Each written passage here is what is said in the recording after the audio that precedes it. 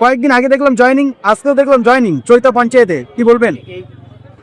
চৈতা পঞ্চায়েতে মানুষের ঢল লেগে পঞ্চায়েত বিধানসভা আইএসএফ চৈতা পঞ্চায়েতে বিরোধী শূন্য হচ্ছে।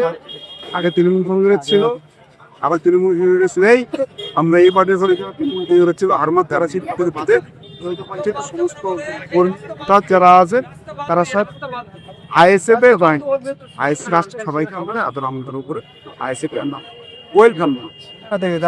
বর্তমান যারা রাজনৈতিক প্রতিনিধি তাদেরকে ঘিরে ধরে মানুষের প্রতিবাদ, কি বলবেন এই বিষয়ে?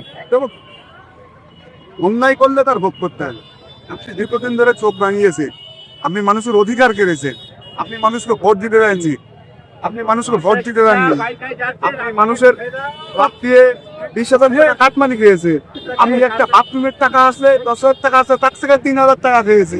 এই কোচে গরিবের অধিকার হরণ করেছে, সেইটা বহির প্রকাশ মানুষ, সেইটা বহির প্রকাশ করছে। মানুষ তার সিলেক্ট পেয়েছে, সেই জন্য প্রত্যেক জায়গায় দিন থাকে কথা দিন। আজকে মূলত কতজন জয়েন করলো? আজকে প্রায় 200 পরিবার জয়েন করলে, যেহেতু এই বুথটা, এই যে 90 নম্বর বুথে আমাদের আইএসএফ সম্মেলন ছিল। আজকে যা এসছে সবাই তৃণমূল কংগ্রেস থেকে এসছে, মানে পুরো গ্রামটাই। যেখানে আপনারা দেখেন যারা এসছে বাইরের কোনো লোক আসেনি, এই বুথের লোক এরা সবাই 500 লোক, 200 পরিবার, 5 থেকে 600 লোকজন আজকে ভোটার, তৃণমূল কংগ্রেসের ভোটার। তাহলে কি আগামী দিন চৈতা পঞ্চায়েত তাহলে কি আইএসএফ সময়ের দেখতে থাকুন, কয়েকদিন। ধন্যবাদ।